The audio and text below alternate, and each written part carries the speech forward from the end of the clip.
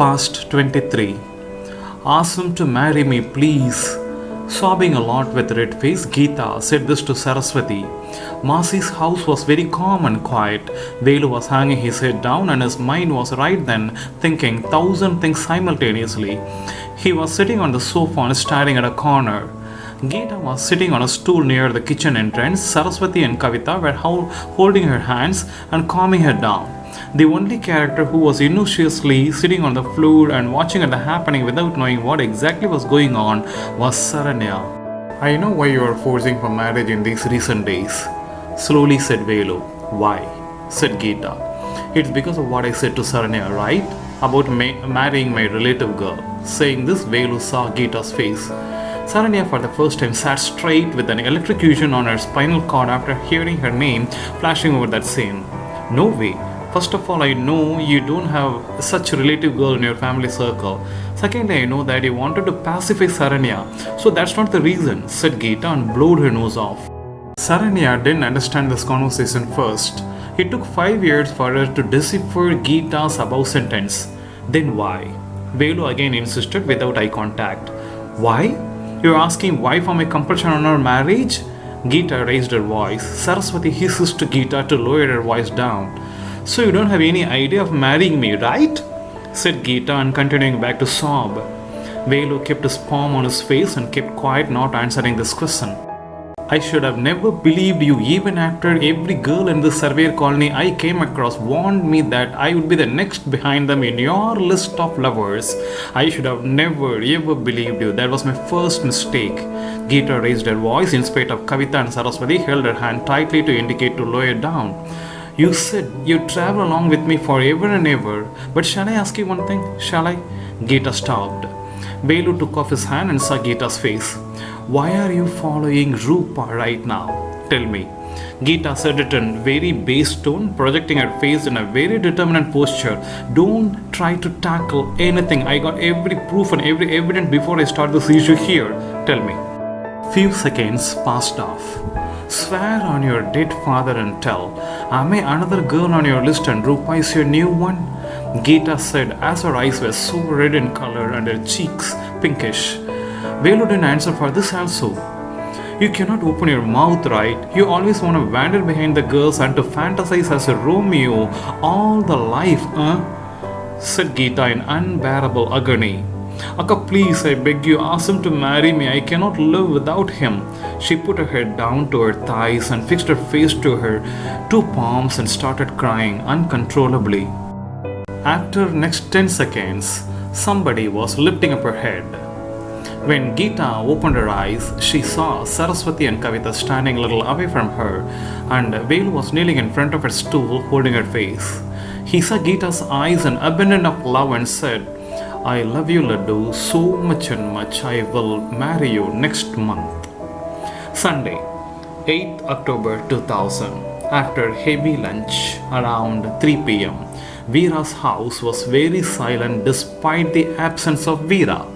Usually on Sundays after the lunch, our family had got the habit of having a nap for half an hour or 1 hour. Mail was inside the bedroom. Lakshmi, Geeta and Saranya were on the floor of living room. Geeta was lying in between them and all were asleep deeply except Geeta. She couldn't sleep. Her mind was completely engaged with tangles. It was like a heavy load kept on the head of a small sparrow. Author's note. I always used to ponder on why people complicate their lives. Why do they want to get stuck in a tangled cobweb and go frustrated, unable to come out of it? Nobody is responsible for your complicated life other than you yourself. I don't want to speak Buddha, but this point is pulling me out to contemplate on this issue a lot. Just in a snap of your finger, you can come out of any sort of tangle in your life, but no one is willing to do that. Why? People compare 2 things. The pain of the tangle if they stay with the problem, and the loss of the object if they come out of the problem. If their mind never accepts the loss of the object, automatically they accept the pain of the tangle and undergo it. Geeta was undergoing the pain of the tangle as she was not able to lose someone who had touched her heart so deeply that she could never think of coming out of that adoration. She saw the sleeping face of Lakshmi. How beautifully you are sleeping, Ma. You are the softest flower in this world. I'm so gifted to be delivered through you. I don't deserve being your daughter, Ma. You are very soft and reserved in nature. I really could not understand how I was born from you with totally opposite character of yours. Just see me. I just don't fit to this mother. I am acting and behaving like an American girl. Shame on me. See what I have done being your daughter. How can I love a guy, Ma? What's my idea with that? Is that in any way possible for me to get approval from our family and our relatives for my love marriage? Knowing that, why am I doing this, Ma? Why did you bring me up like this, Geeta, Ma? You should have slapped me sometime. You have blundered it, Ma. It's your biggest mistake of your life. You are thinking that anything is possible through non-violence, but it's wrong, Ma. You should have kicked me and spanked me every time I did mistakes, but you have failed in it, Ma. Touch your heart and say, haven't you found that I am loving a guy? I know you have. You must have. I'm pretty much sure that you would have noted the changes in me. But I really don't understand why your idea was in letting me go through this love. What do you imply, Ma? You want me to carry on with this love marriage? Do you symbolically approve my love? Did you get fed up with arranged marriage like yours and hence you wanted your daughter to enjoy your life up to her desire? Please tell me, Ma. Did you want your daughter to lead the life what she yearns, unlike an arrested parrot life of yours? Alright, Ma, this is the moment for me to thank you for everything you've done for me. You are the best suited mom for me. I just have enjoyed every bit of my life with you. Here, exactly here. Geeta's face was now near Lakshmi's stomach. Lakshmi was sleeping on her sideways. Geeta was touching Lakshmi's stomach and continued her thoughts. Here, I was living within you for 10 months. Thanks for carrying me. Thanks for feeding me through your intestine. Thanks for singing lullaby songs and bedtime stories for your womb child. And thanks a ton for undergoing the unbearable pain to deliver me. From the edge of the eyes, the tears were flowing down to her eyes, and Geeta was uncontrollably crying in silence and finally mumbled in the lowest audible decibel, I love you, Ma. I cannot say bye-bye to you in person. I love you so much. I want you to be my Amma again in my next birth. Bye-bye, Ma. I love you abundantly. Geeta hugged Lakshmi's hip, put her leg around her, and hugged her tightly. Author's note: Lakshmi was not at all sleeping in the course of Geeta's above thoughts. Lakshmi herself told it to me when I interviewed her in 2014 before I started this episode. She found Geeta that afternoon totally indifferent and was noticing Geeta's sleepless sensations. The same Sunday evening, I was getting ready for Ramanathapuram for the next day's college. I packed all the clothes in my bag, hugged Lakshmi, kissed her, and said bye in her kitchen. Said a formal bye to Mail and Saranya. I never had a habit of saying bye to Veera. I came to the entrance of her house where an auto rickshaw was waiting for me.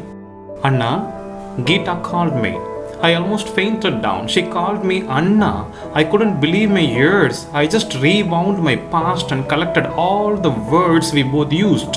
Starting from a simple pig to the biggest F word, we never had spared any single word of filthy dictionary whenever we had clashes. Now she was calling me Anna? I turned back and showed my fake weeping expression. She laughed. She came near me and all of a sudden she kissed my cheek and said, Baida. Holy shit! I pushed her back squeamishly and showed my original disgusting face. She balanced herself after my push but with all smiling face said, I know you'll push me, expressing so innocently for the first time to my eyes and said, Baida, take care. Without changing the squeamish expression, I said, Baida piggy. She laughed. The same Sunday night, after the dinner, inside the bedroom, around 11 p.m., lights were already switched off. Moonlight from the edge of the window was penetrating through the curtain and had smeared into the bedroom. In such mild darkness, Geeta was seeing her beautiful siblings Smile and Saranya. That was their bedroom, mine was the other one. I adamantly wanted a separate bedroom and I insisted to Veera, and so I was given. This bedroom was common to all my three siblings. A huge king-size cot for them was on the edge of that room near the window, and Saranya would always fight to sleep in the middle. All the three were having their own reserved places in that bed. Geeta was groping Miles' forehead and kissed there. Study well, Mile. You are not like our Anna. You have a huge list of friends. You can never live without friends. You never stay in home. Always want to hang around with your friends and be surrounded by them anytime. Don't create situations making dad lose his temper and beat you. I want you to be a doctor or an engineer, will you? I love you, brother. Bye bye. She again kissed his forehead, and the whole day and night she was always weeping. Geeta saw Saranya's face. Wow, my darling, my sweet little darling.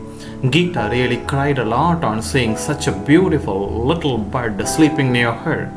What an amazing creation of God. What an amazing gift for me, and how gravely I am unlucky to lose it. Geeta touched Saranya's smooth cheek and fondled it softly. My sweet sister, my dear Sarankutti, how brilliant you are in this age. How intellectually you speak. You are a girl for a girl and a boy for a boy. You can even fight physically with boys. You have taught two-wheeler to your big brother. You play cricket not less than any talented guy in this surveyor colony. You think in a way and give the solution for any given problem that nobody has ever perceived in that way.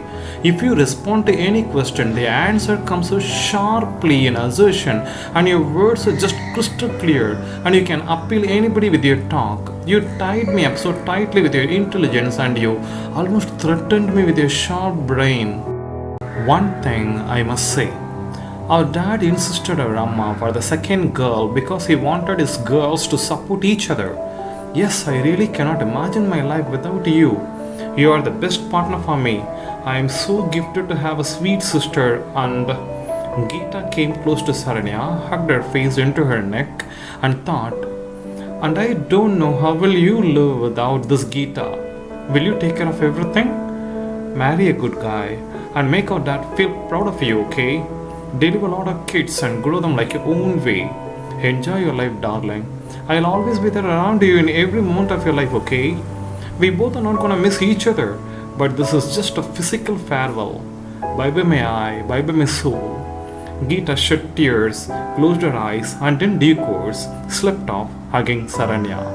The next day, 9th October 2000, Monday morning, both Saranya and Mayal had left for school. Geeta got ready for her school, wearing her school uniform dress, taking her bag, and came to the entrance of her house. Appa, I'm going. Bye, said Geeta to Veera, who was reading newspaper in the entrance veranda of her house. Usually, every day she used to say bye to Veera when she would leave for school, and Veera would reply a bye without lifting up his face from the newspaper. Those were just formal byes and usual routines of the days. But this day, Geeta didn't want to make it the usual one. She came near Veera, projected her skin towards Veera, and said, Appa, bye pa.